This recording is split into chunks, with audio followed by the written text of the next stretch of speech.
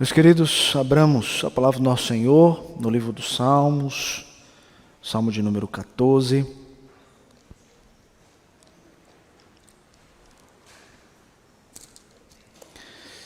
Salmo de número 14, faremos a leitura deste salmo. Peço à igreja que acompanhe comigo.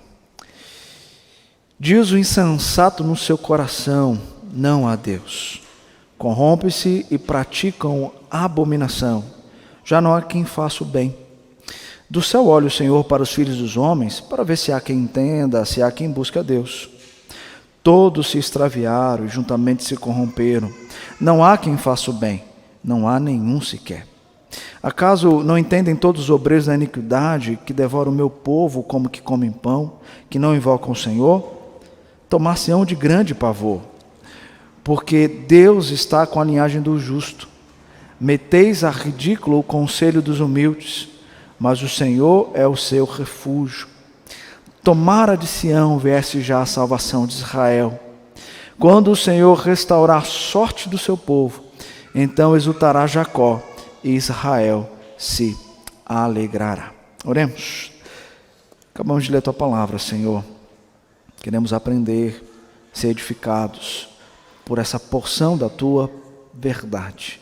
A voz do Senhor fale ao nosso coração, em nome de Jesus. Amém. As nossas crianças continuarão conosco nesse período de férias. E eu vou pedir então para vocês desenharem, né? O que eu vou pedir para vocês? Eu quero trazer à memória de vocês aquilo que vocês conhecem a respeito da história de Jesus Cristo. Por isso eu quero perguntar para vocês: o que aproxima vocês de Jesus? O que vocês já ouviram nas histórias contadas na escola bíblica dominical ou por seus pais, que levam vocês a entenderem que alguma coisa, algum evento os aproximou de Jesus? Não foram vocês que buscaram, mas Jesus fez isso. Sabem o que é? Desenhe isso no papel. E o que nos afasta de Jesus? Existe algo que nos aproxima e existe algo que nos afasta. Eu não vou falar para vocês, porque vocês sabem.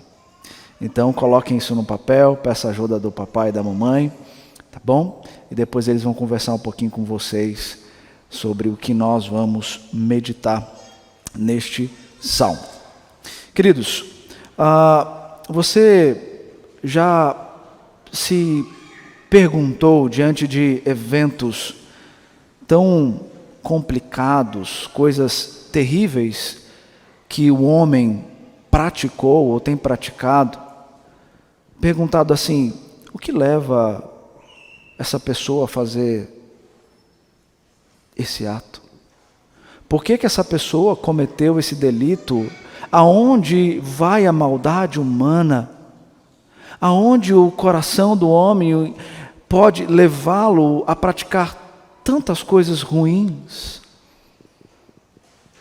Nós nos deparamos às vezes com isso, né? Quando vemos situações tão complexas acontecendo ao nosso redor, a nossa primeira pergunta é: como o homem é capaz de fazer tais coisas? A Escritura fala para nós, por que um homem faz isso? Gênesis começa narrando para nós o início de todas as coisas. O arqué, o Criador, o que iniciou tudo da maneira como Ele planejou na eternidade. Deus, no seu plano eterno, criou todas as coisas e entre a sua criação colocou um gerente para poder cuidar da sua criação. E esse foi o homem. E ele viu que o homem necessitava de uma auxiliadora para esse projeto. E ele então fez a mulher do homem. Tanto o homem como mulher, diz a Escritura, foram criados conforme a imagem e semelhança de Deus, pois eles seriam o representante de Deus aqui na terra. Mas Gênesis também nos conta que Deus deixou uma ordem expressa a Adão. Nessa ordem expressa, um homem não poderia comer do fruto que ele colocou na árvore que estava no meio do jardim.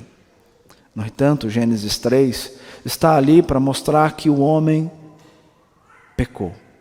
O homem, na sua livre escolha, ele escolheu desobedecer a Deus por um projeto que ele tinha no coração: ser como Deus.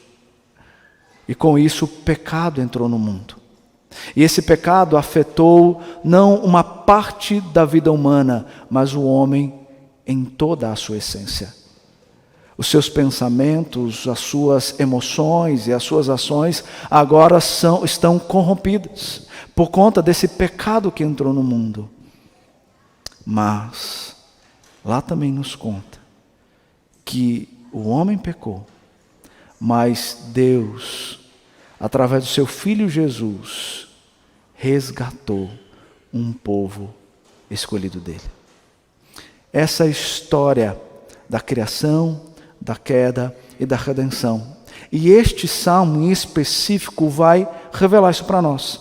Este salmo vai falar para nós a respeito da degradação humana, quando o homem em sua tolice vive como se Deus não existisse, ao tempo que Deus vai intensificar o problema desse tolo que vive dessa maneira, mas também, através de Jesus Cristo, vai ter um povo de propriedade sua, que através de Jesus Cristo foi comprado e redimido pelo sangue do Cordeiro. Então esse salmo vai nos ensinar isso. Esse salmo é um cântico que era para ser cantado nas grandes assembleias. Se você prestar atenção aí no subtítulo, está dizendo ao mestre de canto, porque era um mestre de canto que levava o povo a cantar este salmo em momentos importantes para a igreja. Se você abrir no Salmo 53, você vai se deparar praticamente com o mesmo salmo. Uma réplica do Salmo 14 no Salmo 53, com pequenas diferenças.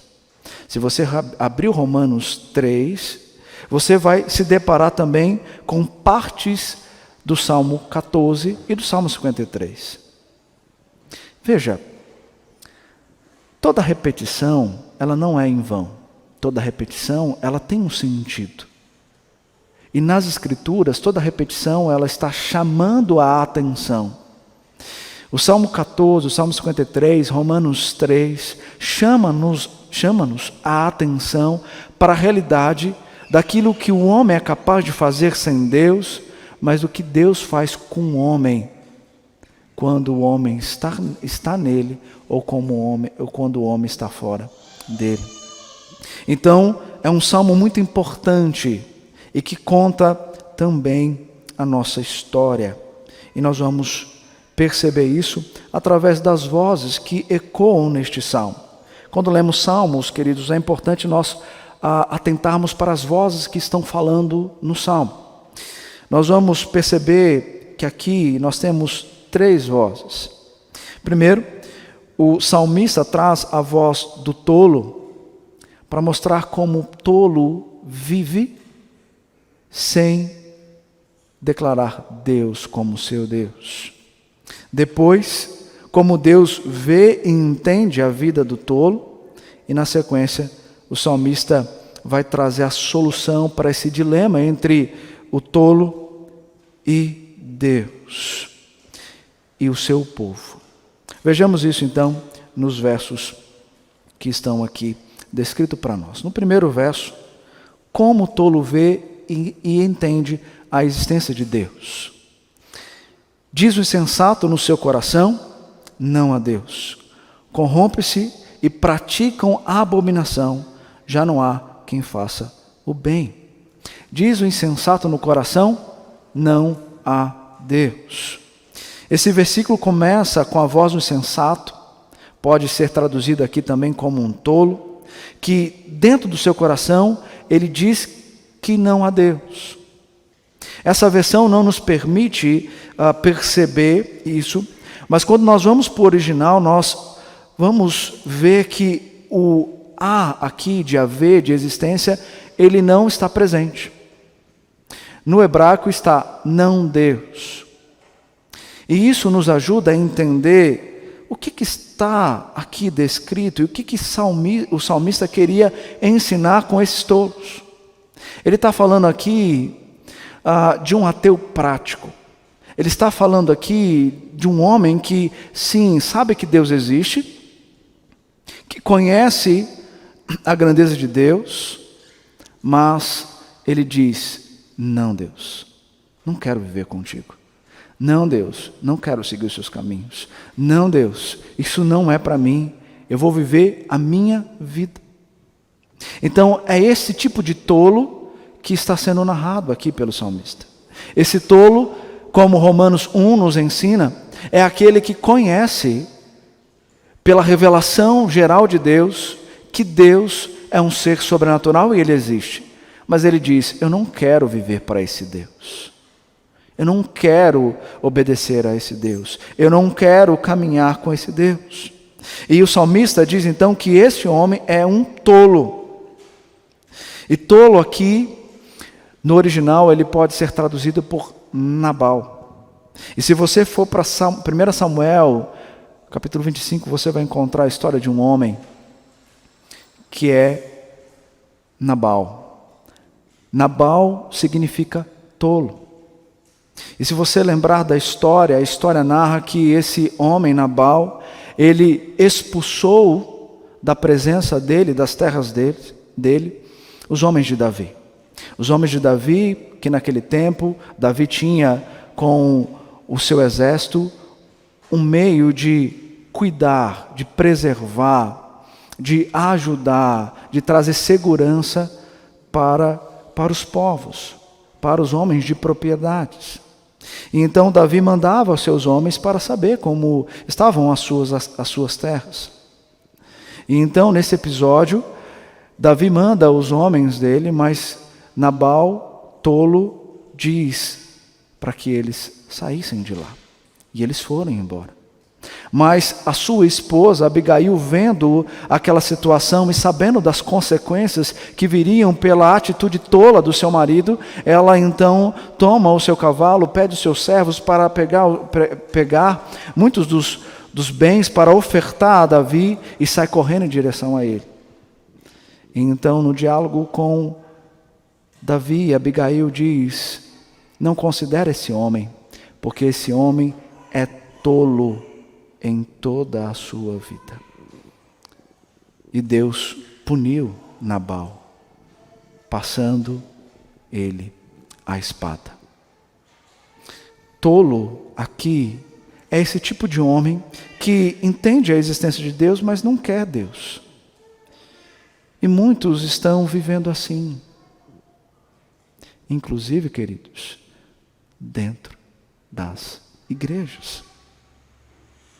Porque esses podem vir, sentar, louvar, adorar, podem ouvir o que a palavra ensina, mas quando sai daqui, não coloca nada em prática. Começa a viver na prática da sua vida fora da igreja, fora do contexto da comunidade, como se Deus não estivesse ali, conduzindo a sua vida, conduzindo a sua história. Os pecados passam a fazer parte como um estilo de vida daquele que busca viver sem Deus. Muitos estão fazendo isso. E às vezes nós nos assustamos quando os pecados desses são revelados. Mas não é para nós nos assustarmos. É para entendermos que talvez Deus não era o Deus da vida dele. Ou que Deus nunca foi o projeto de vida dele.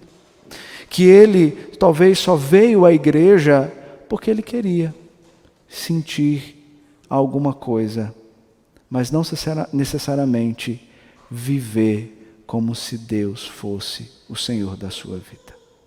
Esse é o tipo de tolo descrito aqui, que sabe que Deus existe, mas decide não viver como Deus.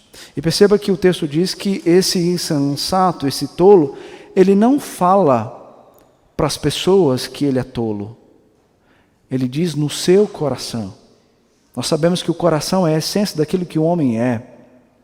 E dentro do coração é que o homem, então, revela os seus pensamentos, as suas emoções e as suas ações. Então, é nesse coração que o homem mostra o que ele é sem Deus. E o salmista diz que ele, então, vive de forma tola. Mas o texto não fala apenas para nós a respeito disso. Ele vai descrever que esse tolo, ele também se corrompe. O salmista vai dizer que, como consequência desse estilo de vida, ele vai se corromper. Essa tradução aqui não nos permite perceber que há uma profundidade quando o uso da palavra corrupção é colocado aqui. Ele está mostrando que ele, ou esses tolos, eles vivem numa profundidade de pecado tamanha que ele não para perceber aonde está pisando. Eles são corruptos. Isso quer dizer que eles causam a corrupção como consequência da tolice. E o texto diz que eles se corrompem fazendo atos abomináveis. E por isso que o salmista então vai dizer, diante disso, já não há quem faça o bem. Então o que nós vemos aqui, nesse primeiro verso, é que esse tolo que nega Deus, que não quer viver como Deus, ele encontra-se com pessoas que também estão na mesma direção e juntamente se corrompem, praticando o mal, praticando a abominação. Por isso, entre eles não há quem faça o bem. Esse é o quadro do tolo. Mas esse quadro ele vai ser intensificado. Porque agora a voz não é mais do insensato. Agora é a voz de Deus. Olha o que Deus vai dizer nos versos de 2 a 6. Até do céu olha o Senhor para os filhos dos homens, para ver se há quem entenda, se há quem busque a Deus. Todos se extraviaram e juntamente se corromperam. Não há quem faça o bem, não há nenhum sequer. Acaso não entendem todos os obreiros da iniquidade que devoram o meu povo como quem come pão, que não invocam o Senhor? Tomar-se-ão de grande pavor, porque Deus está com a linhagem do justo. Do céu olha o Senhor para os filhos dos homens, para ver se há quem entenda, se há quem busque a Deus. Agora o salmista fala do Senhor olhando dos céus para os tolos na terra. No hebraico o texto traz uma partícula interrogativa que essas versões ARA e NVI não trazem. E ela nos ajuda a entender que há aqui um aspecto de exame e um resultado desse exame. O exame seria o Senhor dos céus olhando para os filhos dos homens para ver, há quem entenda? Há quem busque a Deus? E o resultado é, não. Todos se desviaram e juntos se fizeram imundos. Não há quem faça o bem, também não há nenhum sequer. Na perspectiva de Deus, o tolo é toda a raça humana caída. Logo, ele está falando aqui da tolice do homem sem viver para Deus. Ele também está falando da realidade nossa antes mesmo de conhecer também a Deus através da obra de Cristo. E o texto diz que o Senhor está se curvando para olhar do céu para baixo. Essas palavras nos remetem a outro momento da história que o Senhor circula para ver a raça humana. Se você abrir Gênesis 6, versículo 5, está lá escrito: viu o Senhor que a maldade do homem se havia multiplicado na terra e que era continuamente mal todo o desígnio do seu coração. E o que o Senhor fez? Mandou o dilúvio sobre eles. Queridos, a Escritura diz para nós que o olhar de Deus é um olhar de justiça, é um olhar perscrutador. A Bíblia o descreve como os olhos de fogo que penetram o mais profundo do nosso coração. Ele sonda o nosso ser. Davi entende isso lá no Salmo 139, os versos 1 e 2, quando diz: Senhor, tu me sondas e me conheces. Sabes quando me assento e quando me levanto. De longe penetra os meus pensamentos. Então perceba que diante desse diagnóstico de Deus, o resultado é: todos se desviaram, perderam rumo, perderam o senso de direção, estão sendo empurrados pelos acontecimentos da existência humana em todas as áreas da vida e não querem saber de Deus. Quando Paulo cita esses versículos em Romanos 3, de 10 a 12, ele confirma isso. Quando ali na contradição entre judeus e gentios, ele diz: todos pecaram e estão debaixo do pecado. Somente a graça de Deus pode resgatá-los. Todos pecaram e carecem da glória de Deus. Queridos, a Escritura então nos leva à compreensão que o pecado do primeiro homem e da primeira mulher, o pecado de Adão e Eva, entrou no mundo. E a desobediência deles à lei moral, manifesta na ordem de não comerem do fruto proibido, originou a desgraça no mundo e no relacionamento entre os homens. E em consequência disso, agora o pecado se tornou uma realidade comum a todos os homens, exceto a Cristo. Todos estão debaixo do pecado.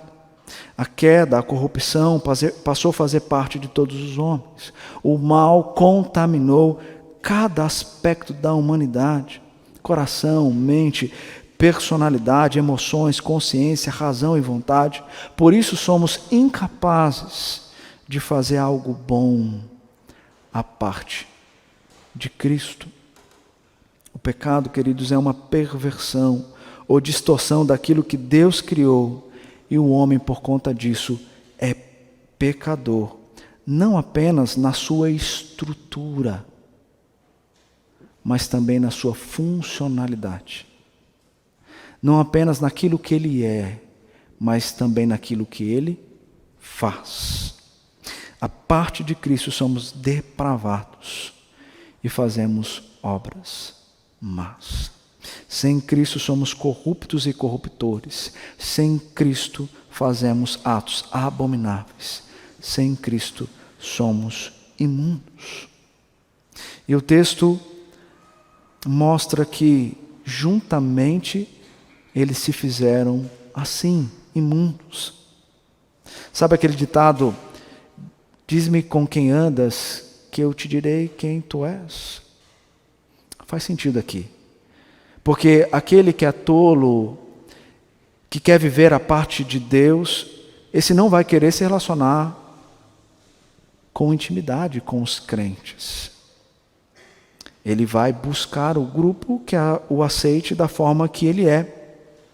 E nós, como seres coletivos, buscaremos os que já estão vivendo da mesma forma que nós.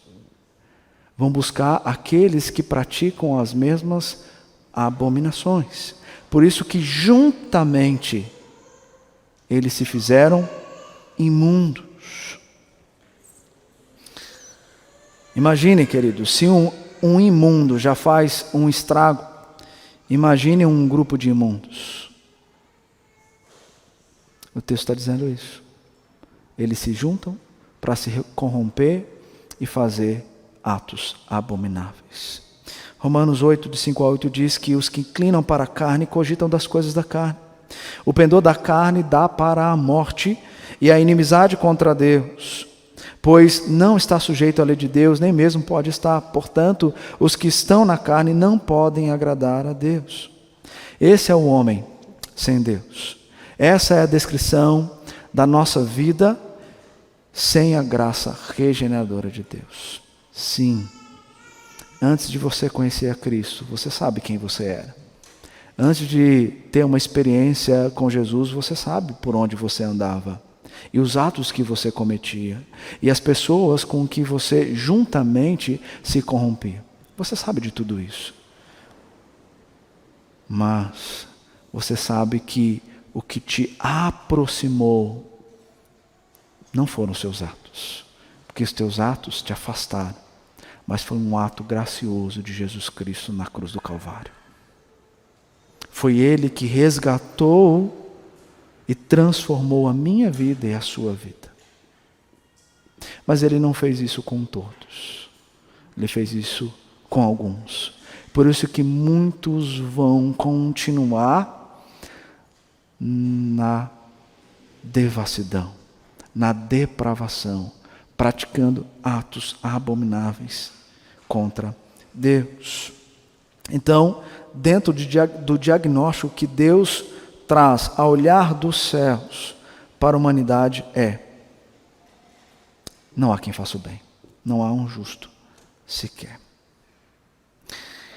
Os versos 4 e 6, esse quadro terrível aqui descrito, em que todos se desviaram, traz agora um alento, quando no meio dessa geração corrupta Deus vai falar de um povo separado, diferente, que Ele vai chamar de meu povo, do seu povo.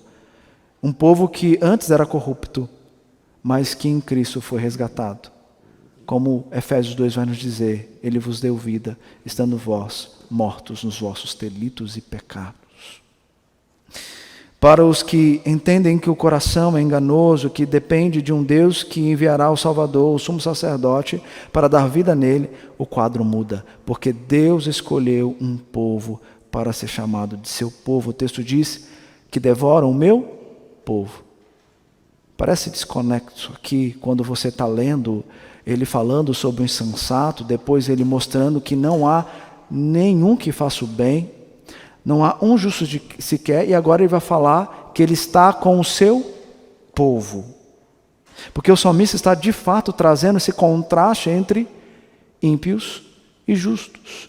Mas, ao mesmo tempo que ele traz o contraste, ele mostra antes quem nós éramos. Também tolos. Mas que agora, resgatado por Cristo, não mais. Por isso nós podemos estar agora na categoria do meu povo. Quem são? E aqui podemos pensar que Davi está consciente de que Deus era o soberano Senhor do processo histórico e que Ele estava providencialmente no controle de todas as coisas e que no tempo Ele enviaria o Messias, o sumo sacerdote que libertaria o povo dele. Por isso que, inspirado por Deus, mesmo não vivendo no tempo da vinda do Messias, mas crendo na promessa eterna, ele pode dizer, dentro dessa perspectiva, que Deus tem um povo, o seu povo. Portanto, esses são aqueles de quem Deus aprove por misericórdia, por meio de Jesus Cristo na cruz do Calvário, resgatar. E o texto diz aqui que esses insensatos, eles comem como quem come pão, esse povo. Olha o que o texto diz.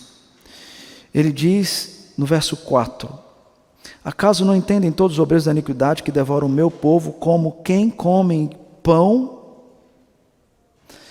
Ele está trazendo aqui a ideia dos ímpios explorando as pessoas. Quando ele fala aqui que esses tolos estão comendo pão, o povo, ele está dizendo que esses tolos estão abocanhando o povo escolhido de Deus. Estão tentando contra eles. Eles estão explorando eles estão trazendo um mal sobre eles. Isaías 9, verso 20 diz o seguinte: abocanha à direita e ainda tem fome, devora a esquerda e não se farta, cada um come a carne do seu próximo. Ele está dizendo que eles devoram as posses dos outros e tomam para si como suas, ignorando completamente os direitos do próximo, no caso dos seus súditos. Isaías também, no capítulo 5, versículo 8, diz: ai dos que ajuntam casa a casa, reúne campo a campo, até que não haja mais lugar, e ficam como únicos moradores no meio da terra. Ou seja, esses insensatos, eles vão tentar contra o povo de Deus. Vão no seu orgulho, na sua autopreservação, lutar por aquilo que ele quer, por aquilo que ele deseja, a parte daquilo que ele pode ter. E então ele vai contra aqueles que são justos e vão fazer mal a esses. Mas esses não sabem o que o aguarda.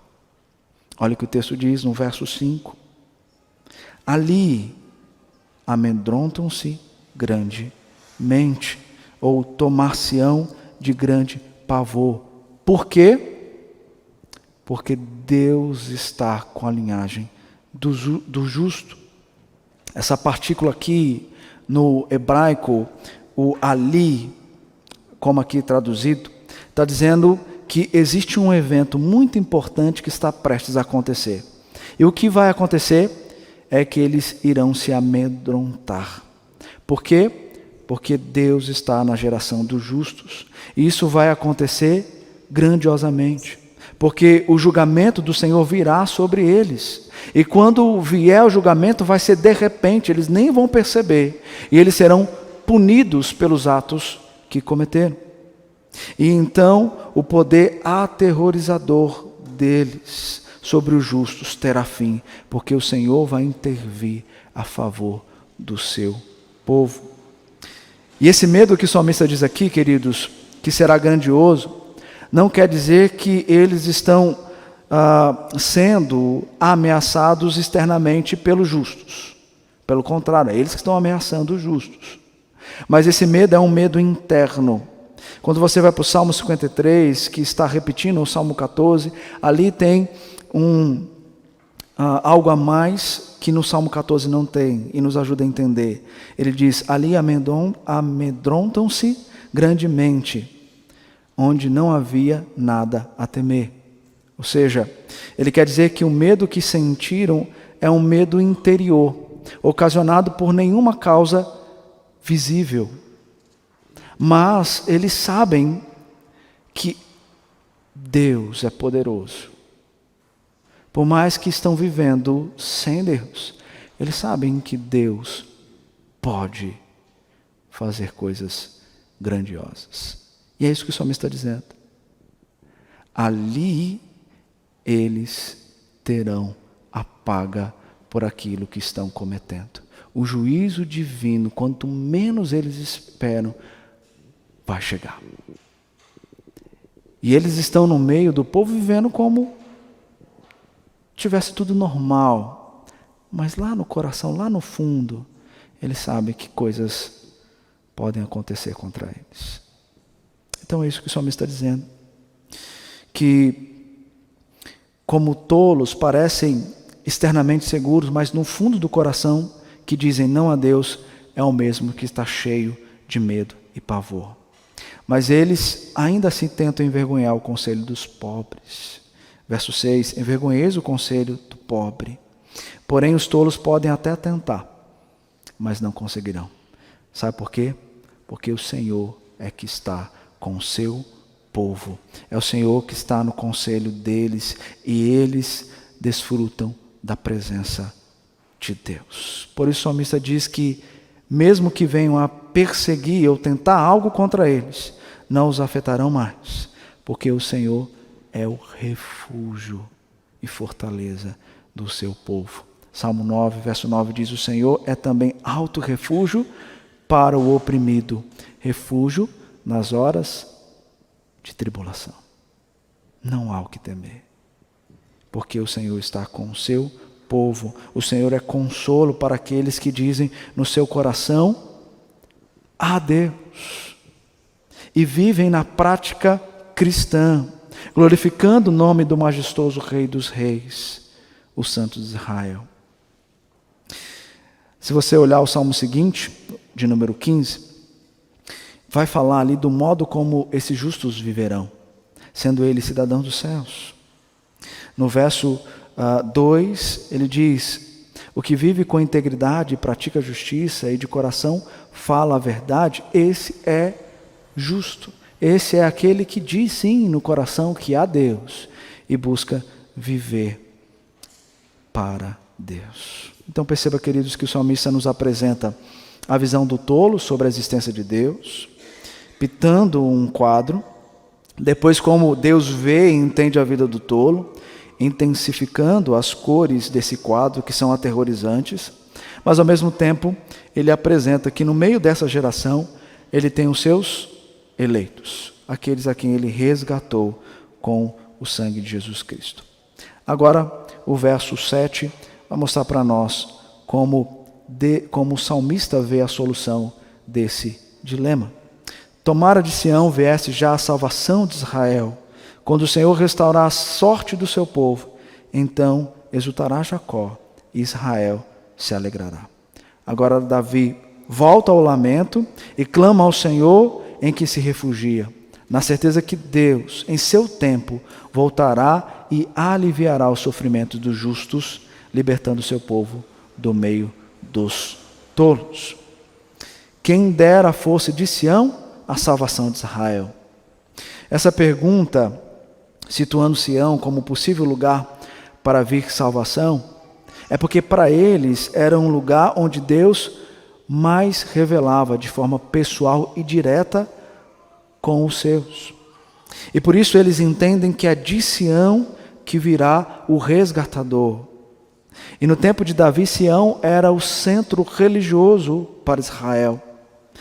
Lá em Isaías 59, verso 20 diz: virá o Redentor a Sião, e os de Jacó que se converterem, diz o Senhor. Ou seja, eles entendiam que Sião era o local de restauração, Sião era o local de encontro, Sião era o local onde Deus iria manifestar o seu poder na vida do seu povo. Por isso ele diz: quando o Senhor restaurar a sorte do seu povo. Restaurar a sorte aqui é uma frase muito característica dos profetas. Eles falam bastante: quando o Senhor restaurar a sorte do seu povo, ficamos com quem sonha, né? E como eles descrevem essa era de restauração, quando Israel, restaurado para a terra, voltará a desfrutar das bênçãos de Deus. No caso aqui, da sorte que provém de Deus. Então, quando os justos virem os atos da redenção de Deus, eles se alegrarão. O salmista está antecipando uma era quando Deus julgará o seu povo e libertará dos tolos os que os oprimem. Primeiro, através da vinda de Jesus. E na primeira vinda de Jesus, ele veio e de fato morreu na cruz do Calvário para perdoar os pecados daqueles escolhidos do Pai, tanto esses sendo judeus como gentios, como eu e você. Mas também ele aponta na direção da restauração completa e total que o povo de Deus vai desfrutar na segunda vinda de Cristo, quando Cristo vem para resgatar e de uma vez por todas dá ao seu povo o direito que está reservado a eles, que é a vida eterna. Então, quando Deus restaurar a sorte de Sião, o povo de Sião, o Israel de Deus, vai desfrutar da presença total e completa, de forma plena e eterna, desse grande privilégio, ou dessa sorte, como o texto aqui traz. Então, percebam, queridos, que quando o texto traz para nós um quadro tão complexo como esse, daqueles que vivem de forma tola, E intensifica isso, mostrando que Deus olha e julga esse povo. Ele traz esperança quando ele diz que ele tem um povo seu.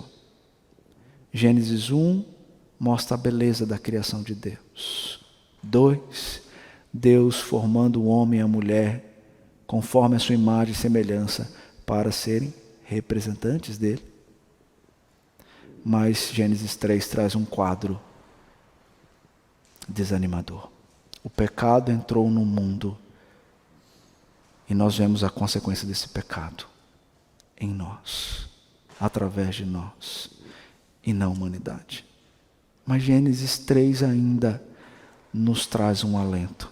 Quando no verso 15 Deus promete um resgatador, aquele que viria para pisar na cabeça da serpente e venceria a morte. E esse resgatador veio. E ele fez isso na cruz do Calvário. E agora ele mostra que ainda nós não desfrutamos da plenitude de uma vida sem pecado.